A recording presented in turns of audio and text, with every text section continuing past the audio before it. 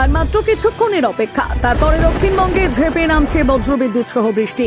দুপুরেই মনে হবে সন্ধে, শুরু হবে তুমুল দুর্যোগ। কোন কোন জেলা ভিজতে চলেছে জানুন হাওয়া অফিসের টাটকা আপডেট।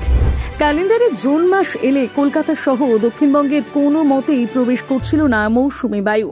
আকাশে ঘন কালো মেঘের ছটা থাকলেও দেখা মিলছিল না বৃষ্টির। তবে শেষমেশ গত দুদিন আগে দক্ষিণবঙ্গে ধরা দিল বর্ষা। গত বৃহস্পতিবার অল্প বিস্তর বৃষ্টি হয়েছে কলকাতায়।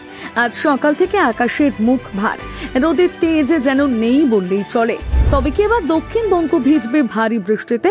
এমনই আভাস দিল হাওয়া অফিস। আবহাওয়া দপ্তর সূত্রে খবর, আজ রাজ্যের সর্বত্র কম বেশি বৃষ্টিপাতের সম্ভাবনা রয়েছে। ওদিকে বঙ্গোপসাগরে একটি ঘূর্ণাবর্ত তৈরি হয়েছে। আবহাওয়া দপ্তরের অনুমান, এর থেকে নিম্নচাপের সৃষ্টি হতে পারে, যার জেরে মাসের শেষে দক্ষিণবঙ্গে বাড়বে বৃষ্টি।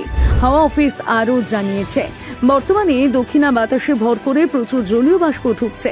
এর জেরে বৃষ্টির সম্ভাবনা রয়েছে দক্ষিণবঙ্গে। পশ্চিমের জেলাগুলোতে এবার বৃষ্টি বাড়বে। এছাড়াও বাকি জেলাতে হালকা থেকে মাঝারি বৃষ্টি চলবে। আজ থেকে বৃষ্টি বাড়তে পারে বলে জানিয়েছে হাওয়া অফিস।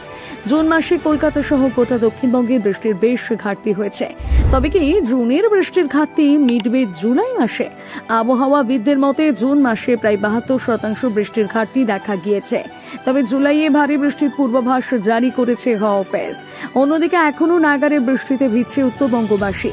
আবহাওয়াবিদরা জানাচ্ছেন, এই সপ্তাহের শেষ পর্যন্ত উত্তরবঙ্গের 5 জেলা অর্থাৎ দার্জিলিং, কালিম্পং, আলিপুরদুয়ার, কোচবিহার, জলপাইগুড়িতে ভারী বৃষ্টি চলবে। ইতিমধ্যে জারি করা হয়েছে হলুদ সতর্কতা।